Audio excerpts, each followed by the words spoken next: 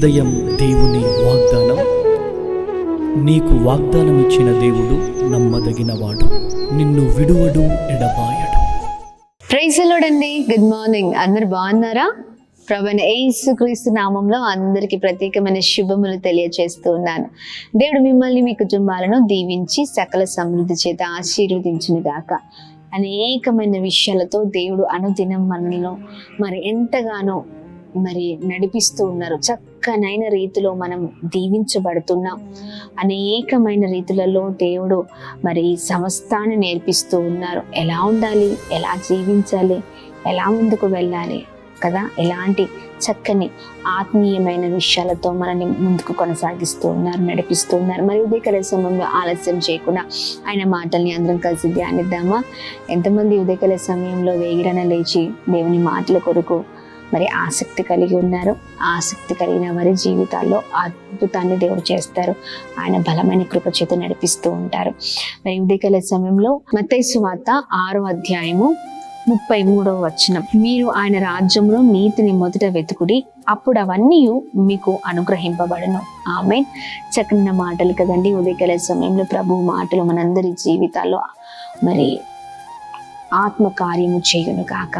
ఆమేన్. చూడండి, మొదటిగా దేవుని నీతిని, రాజ్యాన్ని మనం వెతకాలి. చాలా మందికి అసలు నీతి, రాజ్యం అంటే ఏంటి, అసలు వెతకడం అంటే ఏంటి అని అనుకుంటూ ఉంటారు. ఎందుకు ఇవన్నీ చేయాలి కదండి?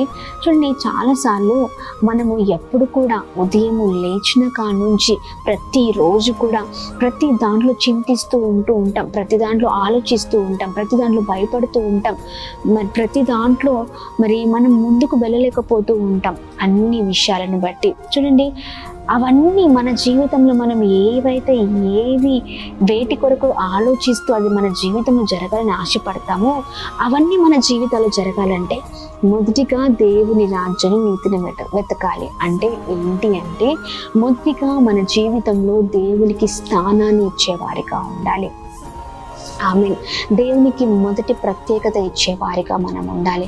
దేవునికి ప్రతి విషయంలో ఆయనని కనపరిచే వారిగా ఉండాలి అండి.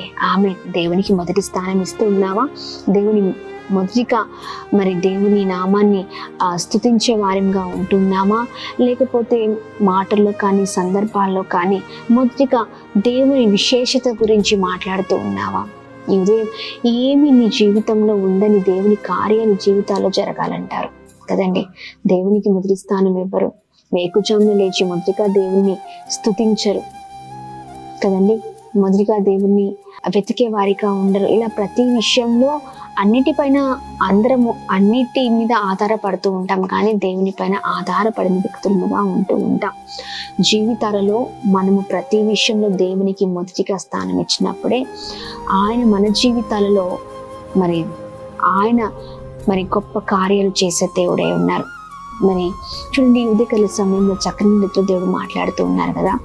దేవునికి చాలా విధేయతలు కలిగి భయము భక్తితో ఆయన నామాన్ని మహిమపరిచే వారిగా ఉందామండి. మొదటి స్థానం ఇస్తే దేవుడు కూడా మన జీవితంలో ఆయన ఉండి సమస్తమైన కార్యాలు చేస్తూ మనల్ని చక్కగా నడిపించే దేవుడే ఉన్నారు. ఉదయకాల సమయంలో దేవునికి దూరంగా ఉన్నారేమో, దేవునికి దూరంగా బ్రతుకుతూ ఉన్నారేమో, లేదా అన్ని విషయాలపైన అందరిపైన ఆధారపడిన తర్వాత దేవునికి ప్రాధాన్యత ఇస్తూ ఉన్నారేమో.